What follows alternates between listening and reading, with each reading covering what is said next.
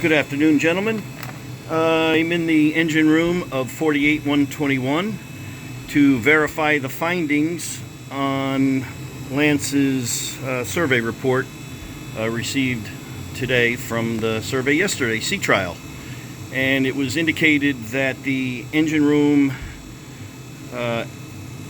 exhaust fans may not be working.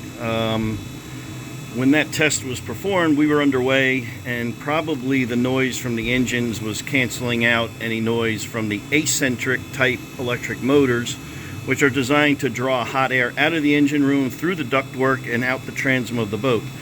So I will show in this video suction created from the fan with a piece of paper. And here you go.